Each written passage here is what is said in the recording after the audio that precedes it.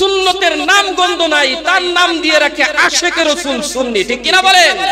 এই সকল সুন্নিরা রবিউল আউয়াল মাস আসলে রাসূলের সুন্নতের দ্বার দ্বারে না, রাসূলকে নিয়ে কটূক্তিকারীদের বিরুদ্ধে কোনো কথাও তারা বলে না।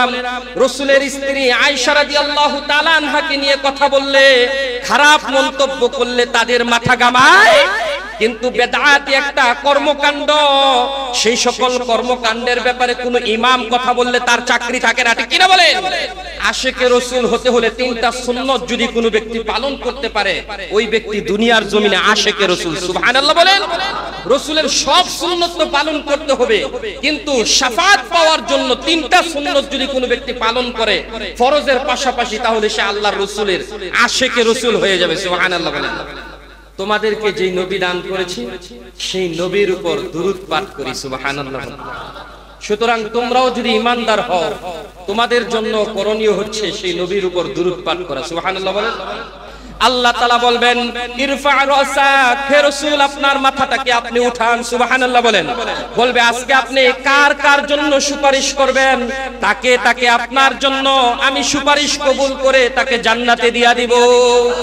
সেই দিন একজন নবী সুপারিশ করবেন, তিনি হলেন আমার এবং আপনার আখিরি নবী মুহাম্মদ সাল্লাল্লাহু আলাইহি ওয়াসাল্লাম। অসংখ্য অগণিত শুকরিয়া যে আল্লাহ সুবহানাহু ওয়া তাআলা আমাদেরকে এই প্রখর গরমের মধ্যে তার ঘর মসজিদ শান্তির নীড়ে তার রহমতের ছায়াতলে ভিন্ন ভিন্ন রঙের ভিন্ন ভিন্ন মায়ের পেটের এক এক সন্তানদেরকে একই ছাদের নিচে তার জন্য, আল্লাহ তাআলার জন্য, তাকে সিজদা দেওয়ার জন্য একত্রিত হওয়ার তৌফিক দিয়েছেন।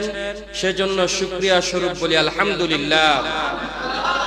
সম্মানিত হাজিরিন, আল্লাহ পাকের দরবারে আরো শুকরিয়া জ্ঞাপন করি যে আল্লাহ সুবহানাহু ওয়া তাআলা আমাদেরকে একজন নবী দান করেছেন, যেই নবী সকল জগৎ সমূহের জন্য রহমত নিয়ে আল্লাহ তাআলার পক্ষ থেকে প্রেরিত হয়েছেন। সুবহানাল্লাহ।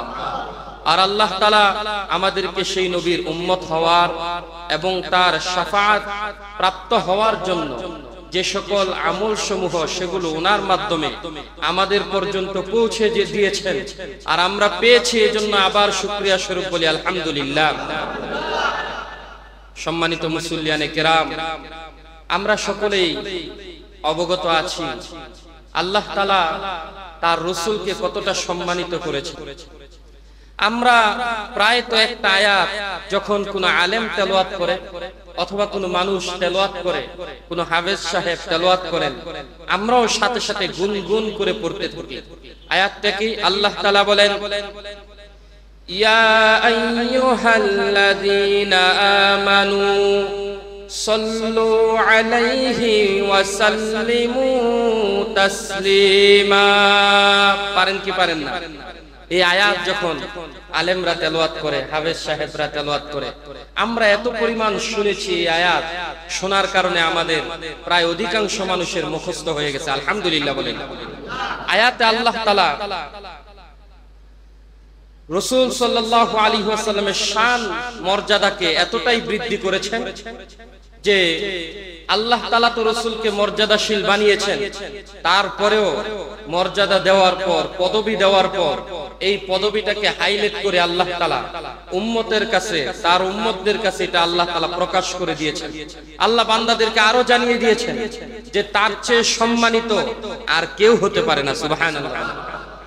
এজন্য আল্লাহ তাআলা নিজে রাসূলের প্রশংসা করতে করতে এক পর্যায়ে আল্লাহ নিজেই বলেন, ইন্নাল্লাহা ওয়া মালাইকাতাহু ইউসাল্লুনা আলান নবী। নিশ্চয় আমি এবং আমার যত ফেরেশতাকুল রয়েছে সবাই তোমাদেরকে যেই নবী দান করেছি সেই নবীর উপর দুরূদ পাঠ করি। সুবহানাল্লাহ। সুতরাং তোমরাও যদি ঈমানদার হও, তোমাদের জন্য করণীয় হচ্ছে সেই নবীর উপর দুরূদ পাঠ করা। সুবহানাল্লাহ বলেন। রাসূলের উপর দুরূদ পাঠ করো। আল্লাহর রাসূল হাদিসের মধ্যে বলেন, যে উম্মত আমার উপর একবার দুরূদ পাঠ করবে, আল্লাহ তাআলা তার 10টি গুনাহকে maaf করে দিবেন। আল্লাহ তার সম্মানের মর্তবা 10 গুণ বাড়াইয়া দিবেন। আল্লাহ তাআলা আমার পক্ষ থেকে তার নিকট 10টা সালাম সাথে সাথে প্রেরণ করে দিবেন। আপনি শুধু একবার রাসূলের উপর দুরূদ করবেন। কয়বার? এর বিনিময়ে কয়টা গুনাহ মাফ হবে? আবার আপনার মর্যাদা কয় স্তর বৃদ্ধি পাবে? 10 স্তর বৃদ্ধি পাবে। আল্লাহ তাআলার পক্ষ থেকে কোনো বাকি নাই, নগদে 10টা রহমত নাজিল হয়ে যাবে। এই জন্য মুহাদ্দিসিনে কেরামগণ বলে, কোন মুমিন যদি চায় তার উপর সাথে সাথে রহমত নাজিল হোক, তাহলে সে যেন আল্লাহর রাসূলের উপর দুরূদ পাঠ করে। যদি রাসূলের উপর একবার দুরূদ পাঠ করে, মুহাদ্দিসিনে কেরাম হাদিসকে ইঙ্গিত করে, আল্লাহ তাআলার কোরআনের আয়াতকে ইঙ্গিত করে কসম করে বলেন, আমরা কসম করে বলছি তার উপর আল্লাহ তাআলা 10টা রহমত নাজিল করে দেন। শুধু এখানে ক্ষান্ত নয়, যেই ব্যক্তি রাসূলের উপর দুরূদ পাঠ করবে, আল্লাহর রাসূলের দুরূদ যারা পাঠ করে তাদের নাম লিপিবদ্ধ করার জন্য একদল ফেরেশতা আল্লাহ তাআলা দুনিয়ার আনাচে কানাচে প্রেরণ করে দিয়েছেন। যখন মসজিদুল জুমআ থেকে মুসল্লিয়ানে কেরাম একবার পড়বে সাল্লাল্লাহু আলাইহি ওয়াসাল্লাম পড়েন, সাল্লাল্লাহু আলাইহি ওয়াসাল্লাম একবার পাঠ করবে, ওই ব্যক্তির নাম লিপিবদ্ধ করা হবে। সুবহানাল্লাহ বলেন। তার বাবার নাম লিপিবদ্ধ করা হবে। ওই ফেরেশতার দল রাসূলের রওজা মুবারকে চলে যাবেন, সেখানে গিয়ে রাসূলকে দেখাবে, ইয়া রাসূলুল্লাহ, ইয়া হাবিবাল্লাহ, 1450 বছর পরেও আপনার উম্মতের একজন উম্মত আপনার নামে দুরূদ পড়েছে। সুবহানাল্লাহ বলেন। আপনাকে সালাম পেশ করেছে। আল্লাহর রাসূল বলেন, তখন আমি রওজা থেকে তার জন্য জবাব অর্থাৎ সালাম প্রেরণ করে দিব। সুবহানাল্লাহ বলেন। তাহলে কত বরকতময় রহমতময় একজন রাসূল আল্লাহ আমাদেরকে দান করছেন। সুবহানাল্লাহ কইতেন না? কত বরকতময় রহমতপূর্ণ একজন রাসূল আল্লাহ তাআলা আমাদেরকে দান করছেন। এটা হলো দুনিয়ায় আল্লাহ তাআলা রহমত দিলেন। আখিরাতে কেমন রহমত? যে হাসরের ময়দান আপনারা শুনেছেন, অনেক আলোচনা করেছি। হাসরের ময়দান এমন হবে, সূর্যটা মানুষের একেবারে মাথার উপরে চলে আসবে, পৌনে 1 হাত অথবা আধ হাত উপরে চলে আসবে, মগজগুলো গলে গলে পড়তে থাকবে, মাটি এরকম তামা হয়ে যাবে, মানুষ দাঁড়িয়ে থাকতে পারবে না। 50,000 বছর সেখানে দাঁড়ায় থাকতে হবে। আল্লাহু আকবার বলেন। কয় হাজার বছর? 50,000 বছর দাঁড়ায় থাকতে হবে। মানুষ এতটা বিরক্ত হবে, এতটা ক্লান্ত হয়ে যাবে, মানুষ বলতে থাকবে, আল্লাহ যদি আমরা জাহান্নামী হই জাহান্নামে দিয়া দেন, আর যদি জান্নাতি হই তাহলে জান্নাতে দিয়া দেন। আর এইভাবে দাঁড়াইয়া থাকা আমাদের সহ্য হচ্ছে না। সব মানুষগুলো পেরেশান হয়ে যাবে। একটা আওয়াজ আসবে, আজকে কোনো মানুষ কথা বলার কোনো অধিকার নাই, কিন্তু নবী রাসূলদের মধ্য থেকে একজন নবী শুধু আজকে আল্লাহর সামনে দাঁড়াইয়া সুপারিশ করবে। সুবহানাল্লাহ। সব মানুষগুলো পাগল হয়ে যাবে। এই নবী কোন নবী? সব দুনিয়ার সব নবীদের উম্মতেরা আদম সফিউল্লাহ প্রথম নবীর কাছে দৌড়াইয়া যাবে। বুখারী শরীফ, মুসলিম শরীফের হাদিস প্রমাণিত। যখন সব মানুষগুলো আদম আলাইহিস সালাতু ওয়াস সালামের কাছে যাবে, তাকে বলবে, আপনি আমাদের জন্য সুপারিশ করেন। হাসরের ময়দান আর সহ্য হচ্ছে না, নিজেরা ক্লান্ত হয়ে যাচ্ছি। সব মানুষদেরকে সান্ত্বনা দিবে, আমি তোমাদের বাবা হতে পারি, পৃথিবীর মধ্যে প্রথম জান্নাতে আমি প্রবেশ করেছি, আমি আল্লাহ তাআলার নিয়ামত সর্বপ্রথম ভোগ করেছি। সুবহানাল্লাহ বলেন। কিন্তু আমার এমন ভুল রয়েছে, আল্লাহর সামনে আজকে দাঁড়াবার মতো ক্ষমতা আমার নাই। আল্লাহু আকবার বলেন। আল্লাহ তাআলার সেই দিন রূপ থাকবে লিল্লাহিল ওয়াহিদিল কাহ্হার, লিমানিল মুলকুল ইয়াউম লিল্লাহিল ওয়াহিদিল কাহ্হার। আল্লাহ সেই দিন চিৎকার দিয়ে বলবে, দুনিয়ার নমরুদ কোথায়? আল্লাহ সেই দিন চিৎকার দিয়ে বলবে, দুনিয়ার ফিরআউন কোথায়? আল্লাহ সেই দিন চিৎকার দিয়ে বলবে, দুনিয়ার শেখ হাসিনা কোথায়? লিল্লাহিল ওয়াহিদিল কাহ্হার। আজকে আমার সামনে দাঁড়ানোর মতো কোনো নবীরও ক্ষমতা নাই। আল্লাহু আকবার বলেন। সেই দিন আদম বলবে, আমি একজন নবী এবং রাসূল, তারপরেও আল্লাহর সামনে কথা বলার কোনো সাহস নাই। যাও যাও, নূহ আলাইহিস সালাতু ওয়াস সালামের কাছে চলে যাও। নূহ আলাইহিস সালাতু ওয়াস সালাম বলবে, 950 বছর দাওয়াত দিছি। কত বছর? 950 বছর। কে বেঁচে আছেন বলেন তো? 950 বছর কেউ আছে আমাদের সময়ে, কেউ বেঁচে আছে, কিন্তু 950 বছর শুধু দিনের দাওয়াতই দিয়েছেন। সুবহানাল্লাহ বলেন। 950 বছর দাওয়াত দেওয়ার পর মাত্র তিনি ইসলামের পথে মানুষ এনেছেন 82 জন। কয়জন? 82 জন কিংবা 80 জন। তিনি বলবেন যে আমি আমার কওমকে দাওয়াত দিয়েছি, তাদেরকে দাওয়াতে আমি ব্যর্থ হয়েছি। এক পর্যায়ে নিজে ব্যর্থ হয়ে তাদের জন্য গজবের দোয়া করেছি। নূহ আলাইহিস সালাতু ওয়াস সালামের সময় এমন মহাপ্লাবন হয়েছে, সব কিছু ডুবে গিয়েছে। আল্লাহ তাআলার কাছে নূহ দোয়া করেছেন, আল্লাহ এই জাতি আপনার উপর ঈমান আনবে না, আপনি তাদেরকে ধ্বংস করে দেন। নাউজুবিল্লাহ বলেন। হযরত নূহ আলাইহিস সালাতু ওয়াস সালামের বদদোয়া এমন প্লাবন হয়েছে, দুনিয়ার সব ধ্বংস হয়ে গিয়েছে। সেই দিনের জন্য নূহ আলাইহিস সালাতু ওয়াস সালাম বলবে, নাফসি নাফসি, হাসরের ময়দানে আমি কারো জন্য সুপারিশ করতে পারবো না।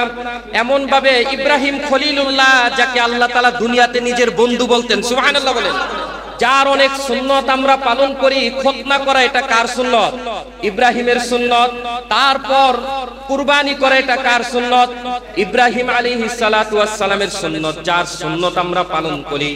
এমন একজন খলিল আল্লাহর নবী, তিনিও সেই দিন দাঁড়াইয়া আল্লাহর সামনে কোনো কথা বলতে পারবেন না। আল্লাহু আকবার।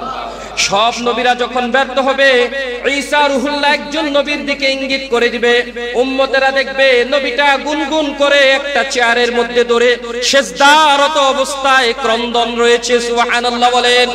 তিনি আর কেউ নয়, আমার এবং আপনার আখির নবী, রহমাতাল লিল আলামিন। শুধু ওজুদাস রহমাতাল লিল আলামিন, শুধু ওজুদাস রহমাতাল লিল আলামিন। মসজিদে ও শুধু হামারু ये জমিন। সৈয়দুল কওনাইন খতমুল মুরসালিন, সৈয়দুল কওনাইন খতমুল মুরসালিন। আখিরা মদবুদ ফখরুল আউয়ালিন। এমন একজন সরদার, আল্লাহ সবার আগে তাকে সৃষ্টি করেছেন এবং সব নবীর পরে তাকে আল্লাহ দুনিয়ায় প্রেরণ করেছেন। ওই নবী কাঁদতেছে, উম্মত দেখবে সেই দিন আর কেউ নয়, এই নবী রহমাতাল লিল আলামিন মাকামে মাহমুদের চেয়ারটাকে ধরে সেই জায়গায় ধরে সেজদারত অবস্থায় কাঁদছেন। আল্লাহ আর কাউকে কোনো প্রশ্ন করবেন না, শুধু তার রাসূলকে বলবেন, রাসূল আজকের এই দিনে আপনি কাঁদবেন, এটা আমি চাই না। সুবহানাল্লাহ বলেন। আল্লাহ তাআলা বলবেন, ইরফা রাসাক, হে রাসূল আপনার মাথাটাকে আপনি উঠান। সুবহানাল্লাহ বলেন। বলবে, আজকে আপনি কার কার জন্য সুপারিশ করবেন, তাকে তাকে আপনার জন্য আমি সুপারিশ কবুল করে তাকে জান্নাতে দিয়া দিব। সেই দিন একজন নবী সুপারিশ করবেন, তিনি হলেন আমার এবং আপনার আখিরি নবী মুহাম্মদ সাল্লাল্লাহু আলাইহি ওয়াসাল্লাম। এই নবীর ব্যাপারে আল্লাহ তাআলা বলেন, কুল ইন কুনতুম তুহিব্বুনাল্লাহ ফাত্তাবিউনি ইউহিব্বুকুমুল্লাহু ওয়া ইয়াগফির লাকুম যুনুবাকুম ওয়াল্লাহু গফুরুর রহিম। রাসূল আপনি বলে দেন আপনার সুন্নতগুলো যেন উম্মত জিন্দা করে। সুবহানাল্লাহ বলেন। এই জন্য গত সপ্তাহে 3টা সুন্নতের কথা বলেছিলাম, কি বলছিলাম না? রাসূলের আশিক হতে হলে, নিজের নামের আগে সুন্নি লাগাতে হলে রাসূলের সুন্নত মানতে হবে কি হবে না? আমাদের এই সময়ের মধ্যে অনেকে রাসূলের উম্মত দাবি করে, আর নামের শুরুতে আশিকি রাসূল লাগায় কি লাগায় না? নামের শেষে লাগায় সুন্নি, নামের শুরুতে লাগায় সুন্নি, নামের শুরুতে লাগায় আশিকি রাসূল, কিন্তু তার সুন্নত বলতে কোনো কিছু নাই। ঠিক কিনা বলেন? তার মধ্যে সুন্নতের কোনো কিছু নাই, কিন্তু নামের শুরুতে শেষে সুন্নি এত বড় করে নাম লেখায়, এক পোস্টারের মধ্যে একজন ব্যক্তির নামের জায়গা হয় না। আছে কি নাই? এই সকল নামদারি সুন্নিগুলো হলো ওই সকল ব্যক্তির ন্যায়, ওই সকল জিনিসের ন্যায়। যেমন আমাদের দেশের মানুষেরা নামের পিছনে পড়ে, কিছু জিনিস নাম যেটা ওই ফল তার বিপরীত থাকে। আমাদের বর্তমান সুন্নিদের অবস্থা হয়েছে নামের বিপরীত তারা কাজ করে। যেমন আনারস একটা ফল, আছে কি নাই? লেখছে আনারস, মানে কি কোনো রস নাই? রস আছে কি নাই আপনারা বলেন? আনারসের মধ্যে রস আছে নাকি নাই? কাটার আগেই রস টপ টপ করে পড়তে থাকে, অথচ নাম দিছে কি? আনারস। নাম কি? আনারস। দানায় ভরা, নাম দিছে বেদানা। নাম দিছে কি? বেদানা মানে কি? যার মধ্যে কোনো দানা নাই। আসলে কি দানা নাই নাকি আছে? অসংখ্য দানায় ভরা বেদানার মধ্যে তার নাম দিয়ে রাখে বেদানা। এরকম ফুটা কি ফুটা রসে ভর্তি থাকে, তার নাম দিয়ে রাখে আনারস। সুন্নতের নাম গন্ধ নাই, তার নাম দিয়ে রাখে আশেকে রাসূল সুন্নি। ঠিক কিনা বলেন? এই সকল সুন্নিরা রবিউল আউয়াল মাস আসলে রাসূলের সুন্নতের দ্বার দ্বারে না, রাসূলকে নিয়ে কটূক্তিকারীদের বিরুদ্ধে কোনো কথাও তারা বলে না। রাসূলের স্ত্রী আয়েশা রাদিয়াল্লাহু তাআলা আনহাকে নিয়ে কথা বললে, খারাপ মন্তব্য করলে তাদের মাথা ঘামায়। কিন্তু বেদাতি একটা কর্মকাণ্ড, সেই সকল কর্মকাণ্ডের ব্যাপারে কোন ইমাম কথা বললে তার চাকরি থাকে না। ঠিক কিনা বলেন? এই সকল নামদারি সুন্নিদের সাথে আমরা নাই। আমরা আছি সেখানে আল্লাহর রাসূলের হাদিস আছে যেখানে, বলেন আমরা আছি সেখানে রাসূলের হাদিস আছে। আমরা আছি তার সাথে সুন্নত আছে যার, ওই সকল ব্যক্তি সুন্নি যার মধ্যে সুন্নতে ভরপুর। ঠিক কিনা বলেন? এই জন্য সুন্নতকে আঁকড়ে ধরতে হবে। পারবো তো ইনশাআল্লাহ? আল্লাহর রাসূল কতটা রহমত আপনাদেরকে বললাম। দুনিয়ায় রহমত, আখিরাতেও আমাদের জন্য রহমত। যখন সব নবী রাসূলগুলো অপারগ হয়ে যাবেন, কেউ উম্মতের জন্য কোনো সুপারিশ করবে না, সেই দিন একজন নবী সুপারিশ করবে। তাহলে সেই নবীর অনুসরণ করার দরকার আছে কি নাই? আরো জোরে বলেন, দরকার আছে কি নাই? কিভাবে করব? রাসূল সাল্লাল্লাহু আলাইহি ওয়াসাল্লামের ভালোবাসার মাধ্যমে। আপনি যদি দুনিয়ার মধ্যে একটা মেয়ের প্রেমে পড়েন, কার প্রেমে বলেন? জোরে বলেন। এমন একটা বয়স কি আপনাদের যায় নাই যে মেয়ের প্রেমে পড়ছে? অনেক যুবক ছিলেন না, এখন এনে শুনলে হাসি দেন। আবার অনেক যুবকে এখনো আছে মেয়েদের সাথে প্রেম করে, কিন্তু শোনার পরে হাসি দিচ্ছে। আছে না এরকম? প্রেমিকা একটা জিনিস পছন্দ করে, সে পছন্দ করে ওই সেলুন থেকে এই কাটিনে চুল কাইটা আমার প্রেমিক সামনে আসলে সে দেওয়া না। তাহলে প্রেমিক কোন সেলুনে যায় বলেন তো? সেই সেলুনেই যায় যেই সেলুনের কাটিন প্রেমিকার কাছে ভালো লাগে। ঠিক কিনা বলেন? প্রেমিক সেই ব্র্যান্ডের জামাটা পরে, যেই জামাটা পরলে প্রেমিকা পছন্দ করে। প্রেমিক সেই কালারের গড়িটা হাতে দেয়, যেই কালারের গড়িটা প্রেমিকা পছন্দ করে। ঠিক কিনা? ঠিক প্রেমিকার দিকেও যদি আপনি তাকান, এমনটাই দেখবেন। প্রেমিকা সেই শাড়িটা পরে স্বামীর সামনে আসে, অথবা প্রেমিকের সামনে আসে যেই শাড়িটা প্রেমিক পছন্দ করে। তাহলে প্রেমিকের দুনিয়ার ক্ষেত্রে যদি সামান্য প্রেমিক এবং প্রেমিকার পছন্দটাকে আমরা প্রাধান্য দেই, তাহলে আখিরাতে শাফাআত পেতে হলে কার পছন্দের প্রয়োজন? জোরে বলেন। রাসূলের পছন্দের। কার পছন্দের? রাসূলের পছন্দ হলো ক্লিন শেপ দেওয়া। এমন শেপ দিছে এঁটেল মাটি সারাই গালের মধ্যে দাঁড়াইলে পিঁপড়াও পিছলা খায়। আছে কি নাই? এই ধরনের শেপ দিলে কি রাসূলের আশিক হওয়া যাবে নি? তাহলে রাসূলের আশিক হতে হলে কি রাখতে হবে বলেন? দাড়ি রাখতে হবে। রাসূলের আশিক হতে হলে মুখে জিকির থাকবে নাকি হুক্কা থাকবে? জিকির নাকি হুক্কা? আজকে জিকির রোদ হুক্কা বানায় নিছে। কিভাবে? তারা টানে রাতের বেলা ধোয়া দিয়া, আর দিনের বেলা কয় হুক্কা হু হুক্কা হু। কারণ এগুলো কি খায়? সবসময় হুক্কা খায়, তাই তাদের জিকিরও হয়ে গেছে হুক্কা হুয়া। ঠিক কিনা বলে? এই সকল জিকিরের মাধ্যমেও আশিকে রাসূল হওয়া যায়। আশিকে রাসূল হতে হলে তিনটা সুন্নাত যদি কোনো ব্যক্তি পালন করতে পারে, ওই ব্যক্তি দুনিয়ার জমিনে আশিকে রাসূল। সুবহানাল্লাহ বলেন। রাসূলের সব সুন্নাত তো পালন করতে হবে, কিন্তু শাফাআত পাওয়ার জন্য তিনটা সুন্নাত যদি কোনো ব্যক্তি পালন করে ফরজের পাশাপাশি, তাহলে সে আল্লাহর রাসূলের আশিকে রাসূল হয়ে যাবে। সুবহানাল্লাহ বলেন। এক নাম্বার সুন্নাত হলো, আল্লাহর রাসূল বলেন, কোন মুয়াজ্জিন যখন আযান দিল, আর মুয়াজ্জিনের আযানটা কোন মুসল্লি শুনলো, শোনার সাথে সাথে আযানের জবাব যে ব্যক্তি দিবে, আমি রাসূল তার জন্য শাফাআত করা, সুপারিশ করা ওয়াজিব হয়ে যায়। সুবহানাল্লাহ বলেন। আল্লাহর রাসূলের সুপারিশ পাইতে হলে কিসের জবাব দিতে হবে? আযানের জবাব। মুয়াজ্জিন আযান দেয় কি দেয় না? মুয়াজ্জিন যে আযান দেয় আমরা শুধু শুনি, আবার অনেক সময় আযানের সময় হেডফোন কানে লাগাইয়া গানও শুনি। আছে কি নাই? অথচ উচিত হলো একজন মুমিনের জন্য আযান যখন হবে, আযানের আদব হলো সব আওয়াজগুলো বন্ধ করে দেওয়া, আযানের আওয়াজটাকে শ্রবণ করা। যেই ব্যক্তি আযান দেয়, আল্লাহর রাসূল বলেছেন হাসরের ময়দানে সব মানুষ দাঁড়াইয়া থাকবে, কিন্তু তার গাটটা সবার উপরের মধ্যে থাকবে। সুবহানাল্লাহ। সব মানুষ হাসরের ময়দানের মধ্যে যখন দাঁড়াবে সবার সমান থাকবে, কিন্তু কিছু মানুষের গলা দেখা যাবে, সব মানুষের গলা থেকে তার বডিটা একটু উপরের দিকে, মাথাটা উঁচু হয়ে রয়েছে। সুবহানাল্লাহ। কারণ তারা সদা সর্বদা কার আওয়াজের ধ্বনি দুনিয়ার জমিনে উঁচু করেছিল বলেন? আল্লাহ তাআলার আযানের ধ্বনি তারা দুনিয়ার জমিনে উঁচু করেছে। মুয়াজ্জিন যখন বলে আল্লাহু আকবার, আল্লাহু আকবার, তখন আপনি যখন শুনবেন আপনিও বলবেন আল্লাহু আকবার, আল্লাহু আকবার। এটা হচ্ছে আযানের জবাব। আবার যখন বলবে আশহাদু আল্লা ইলাহা ইল্লাল্লাহ, আপনিও তখন জবাব দিবেন আশহাদু আল্লা ইলাহা ইল্লাল্লাহ। মুয়াজ্জিন যখন বলবে আশহাদু আন্না মুহাম্মাদুর রাসূলুল্লাহ, আপনিও তখন বলবেন আশহাদু আন্না মুহাম্মাদুর রাসূলুল্লাহ। মুয়াজ্জিন যখন বলবে হাইয়া আলাস সালাহ,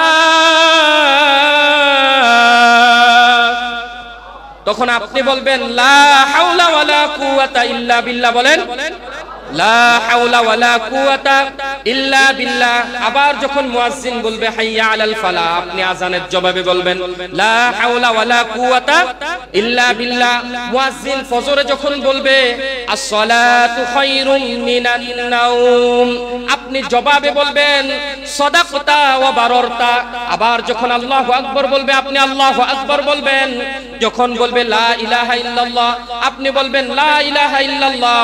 তারপর আপনি পড়বেন আল্লাহুম্মা, পড়েন আল্লাহুম্মা রাব্বা হাযিহিদ দাওয়াতিত তাম্মা ওয়াস সালাতিল কাইমা আতি মুহাম্মাদানিল ওয়াসিলাতা ওয়াল ফাদিলা ওয়া বা'সু মাকামান মাহমুদানিল্লাযী ওয়া'আদতা ইন্নাকা লা তুখলিফুল মিআদ।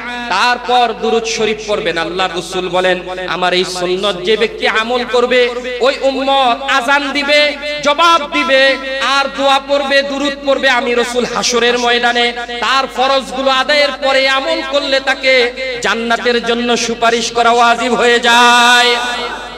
এত আস্তে সুবহানাল্লাহ, আরো জোরে বলেন সুবহানাল্লাহ। তাহলে রাসূলের শাফাআত পেতে হলে আমাদেরকে আযানের জবাব দিতে হবে। পারবো তো ইনশাআল্লাহ? আযানের জবাব কি অনেক কঠিন না সহজ? আরো জোরে বলেন কঠিন না সহজ? 2 নাম্বার সুন্নাত হলো আল্লাহর রাসূলের হাদিসের মধ্যে একটা অধ্যায় রচিত হয়েছে as-সিওয়াক, মেসওয়াকের ব্যাপারে। কিসের ব্যাপারে? আরো জোরে বলেন কিসের ব্যাপারে? মেসওয়াক চিনেন আপনারা? আজকে যদি মেসওয়াক করা হয় তাহলে আমাদের ব্যাপারে অপবাদ দেয়া হয় কি আদিকালের এক যুগের ডালপালা দিয়ে আপনি মেসওয়াক করেন। মেসওয়াকেরও আধুনিকতা আছে, সুন্দর সুন্দর মেসওয়াক বাজারে কিনতে পাওয়া যায়। এই জন্য মেসওয়াক করবেন। আল্লাহর রাসূল সাল্লাল্লাহু আলাইহি ওয়াসাল্লাম বলেন যে মেসওয়াকের সর্বনিম্ন ফজিলত হলো এতটুকু, যে ব্যক্তি সব সময় মেসওয়াক করবে মৃত্যুর পূর্বে তার কালেমা নসিব হবে। সুবহানাল্লাহ। ওই ব্যক্তির জবান দিয়ে কখনো দুর্গন্ধ বের হবে না। মেসওয়াক করলে জাহান শক্তিটাকে পরিষ্কার রাখেন কে? জিবরিল আমিন যতবার আল্লাহর রাসূলের কাছে এসেছেন ততবার বলেছেন ইয়া রাসূলুল্লাহ, ইয়া হাবিবাল্লাহ, আপনি মেসওয়াক করেন, জবানকে ক্লিয়ার রাখেন। সুবহানাল্লাহ বলেন।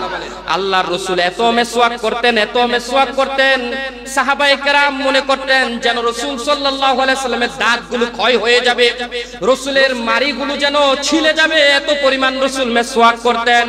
আপনারা রাসূলের ইন্তেকালের ইতিহাস পড়লে আপনারা পাইবেন আল বিদায়া ওয়ান নিহায়া, সিরাতে খাতামুন নবীন। তারপর যদি আপনারা আর রাহিকুল মাখতুম, বুখারী কিতাব সহ মুসলিম সিয়াসিত্তার যতগুলো হাদিসের কিতাব আছে, রাসূলের ইন্তেকালের ইতিহাস যখন পড়বেন হাদিস দেখবেন সেখানে আল্লাহর রাসূল ইন্তেকালের পূর্বে আয়েশা রাদিয়াল্লাহু তাআলা আনহার দিকে তাকাইয়া কথা বলতে পারেন না, একটা ইঙ্গিত করলেন। আয়েশা রাদিয়াল্লাহু তাআলা আনহা পিছনের দিকে তাকাইয়া দেখলেন একজন ব্যক্তি দাঁড়াইয়া আছে। আয়েশা রাদিয়াল্লাহু তাআলা আনহার ভাই, তার হাতে একটা ডাল। তার হাতে কি? তার হাতে একটা ডাল। আল্লাহর রাসূল ডালটার দিকে ইঙ্গিত করলেন। আয়েশা রাদিয়াল্লাহু তাআলা আনহা বললেন ইয়া রাসূলুল্লাহ, বুঝতে পেরেছি আপনি আর কিছু চান না, আপনি মেসওয়াক করতে চান। সুবহানাল্লাহ। আল্লাহর রাসূল ইন্তেকালের পূর্বে ওই ডালটার দিকে ইঙ্গিত করলেন। আয়েশা রাদিয়াল্লাহু তাআলা আনহা বলেন ইন্তেকালের পর আমার মুখের লালা এবং রাসূলের লালা একত্রিত হয়েছে। সুবহানাল্লাহ বলেন। আমি আমার ভাইয়ের কাছ থেকে ডালটা নিলাম, নিয়ে সেই ডালটাকে ভাঙলাম, নিজে দাঁত দিয়ে কামড়িয়ে সেই ডালটাকে নরম করে দিলাম। আল্লাহর রাসূল আমার লালা মাখা ডালটা মুখের ভিতরে নিলেন আর রাসূল মেসওয়াক করে শান্ত হয়ে গেলেন। এই জন্য মেসওয়াক 5 ওয়াক্ত নামাজের আগে মেসওয়াক। মেসওয়াকের ব্যাপারে ইমাম শাফি, ইমাম আহমদ ইবনে হাম্বল সব ইমামগণ একমত যে মেসওয়াক হলো আল্লাহর রাসূলের সুন্নাহ। সুবহানাল্লাহ বলেন। একটা অন্যতম মজবুত একটা সুন্নাহ। কখন মেসওয়াক করবেন?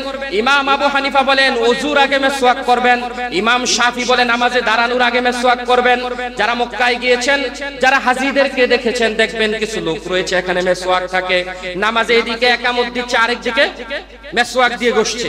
আপনারা শায়েখ সুদাইস, যিনি নাকি মক্কার কাবার প্রথম ইমাম, প্রধান ইমাম, তিনি দেখবেন একটা ঈদের সালাতের মধ্যে এখান দিয়ে এলান হচ্ছে যে সালাতুল ঈদুল ফিতর, ঠিক এমন সময় তিনি মেসওয়াক বের করে সেই মেসওয়াক দিয়ে মেসওয়াক করতেছেন। সুবহানাল্লাহ বলেন। মেসওয়াক দিয়ে যদি মেসওয়াক করেন, সেটা কুলি না করেও যদি নামাজে দাঁড়ান, নামাজ কবুল করে নেবেন কে? আরো জোরে বলেন, কবুল করে নেবেন কে? এই জন্য ব্রাশ করলে কোন ব্যক্তির মেসওয়াকের ফজিলত পাওয়া যায়। ব্রাশ করলে আপনার পরিচ্ছন্নতার সুন্নত আদায় হবে। পরিষ্কার পরিচ্ছন্নতা এক জিনিস, সুন্নাহ এক জিনিস। সুন্নাহর জন্য যেই বস্তু সেটা হচ্ছে মেসওয়াকই হতে হবে। কি হতে হবে? গাছের ডাল হতে হবে। আপনার প্লাস্টিকের, লোহার, রাবারের কোন জিনিস দিয়ে যদি মেসওয়াক করেন, মেসওয়াক আদায় হবে, সেটা হতে হবে সাচ্চা গাছের ডাল হতে হবে। এজন্য আমরা 2 নম্বর রাসূলের সুন্নাহ কি করব বলেন? জোরে বলেন, কি করব? মেসওয়াক করব। 1 নাম্বার সুন্নাহ কি বলেন তো? কি? আজানের জবাব দিব। কি 1 নাম্বার সুন্নাত কি? কিছু কিছু লোক কয় আজানের জবাব দিব, আর কিছু কিছু লোক তো পারে না, ভুলে গেছে। এগুলি হচ্ছে আমরা ছাত্রদেরকে যখন প্রশ্ন করি, পড়া জিজ্ঞাসা করি যে সবাই বলো যে এটা কোন সিগা, তখন বলি যে ফাআলা কোন সিগা, সবাই বলে যে ওয়াহিদে মুজাক্কারে গায়েব। পিছন দিক থেকে কিছু ছাত্র আছে পারে না, এগুলো তো আওয়াজ করতে হবে। কি বলে? প্রথম সুন্নত হলো আজানের জবাব দেওয়া। কি বলা বলেন? আজানের জবাব দেওয়া। 2 নাম্বার সুন্নত হলো মেসওয়াক করা। 2 নাম্বার সুন্নত কি? মেসওয়াক করা। আল্লাহর রাসূল 3 নাম্বার সুন্নত বলেন যে প্রেসক্রিপশনে লিখে দেন। আল্লাহর রাসূল বলেন আফশুস সালামা বাইনাকুম, যে ইয়ারিফু লাম ইয়ারিফ, যে তোমরা অধিক পরিমাণে সালামের প্রচার করবে। কিসের প্রচার করবে? সালামের প্রচার করবে।